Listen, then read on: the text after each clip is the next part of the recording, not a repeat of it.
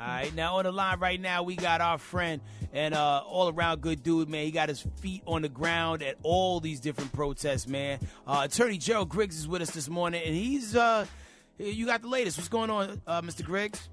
What's going on here, Crack, and everybody? It's good to be with you guys. And yes, it's been a trying weekend. We've been with the family of Mr. Walker most of the weekend. We were out at the Clayton County Jail last night for a protest to have him released. And the update is that the Clayton County Sheriff has issued a signature bond for Mr. Walker, but he has a hold allegedly for probation. So his lawyers are going to meet with the district attorney this morning to see if the charges will be dismissed, and we are calling for charges on those officers because the force used in that arrest was completely excessive. Mr. Walker was not resisting, and he was beaten unconscious twice. Now, for those who don't know and who haven't seen the video, let's walk back to the beginning. What happened and what kicked all this off?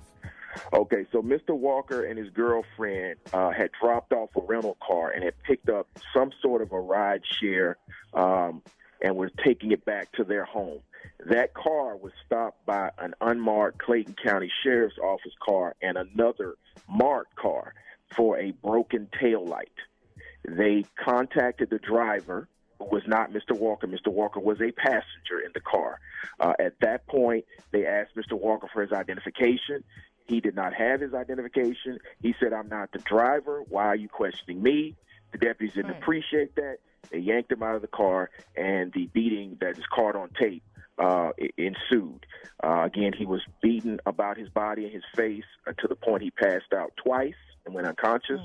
And you saw the whole beating on those two viral tapes.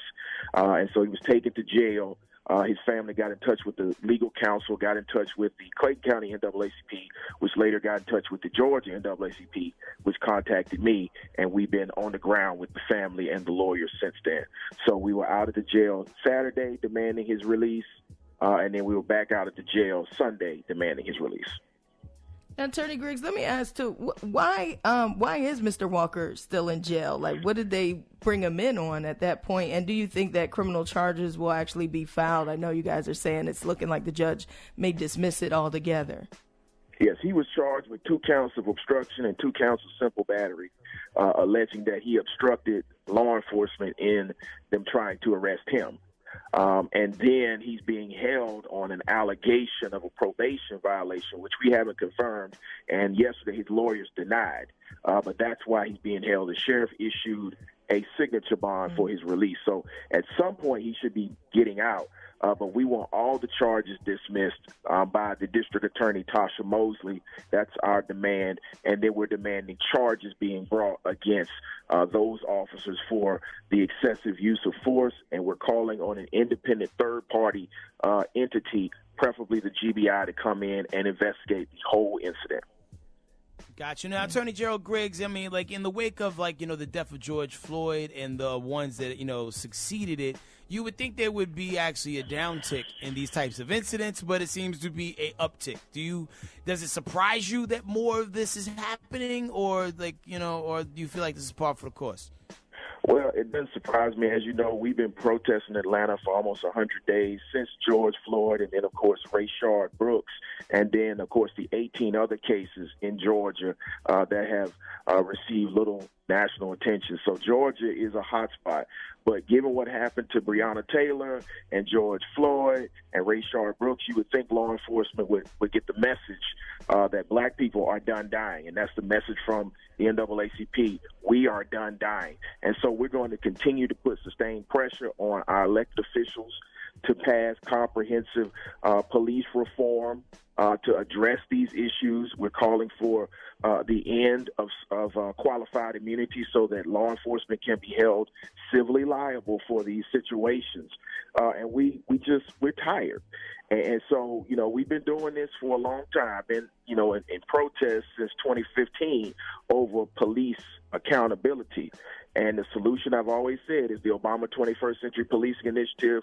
Hopefully, states will mandate it into law because it covers all of this, and we can get to the bottom of solving these problems. We don't need any more performative activity. You know, I'm appreciative of everybody painting on sidewalks and Black Lives Matter and streets and, you know, the NFL doing whatever they say they're doing. But we need real legislative change to stop these incidents from happening because they're becoming far too often. No doubt, man. That's why I need these candidates to take a look at Ice Cube's contract with Black America. There's a lot of dialogue about that in there, man. So we'll see what happens. Yo, Attorney Gerald Griggs, thank you for all you do. I'll be seeing you on social media, getting to it, and getting the people through it, man. God bless you. If people want to follow you or even contribute to anything you guys got going on, where can they go? They can go to, of course, Instagram or any of the social platforms at Attorney Griggs on all social platforms.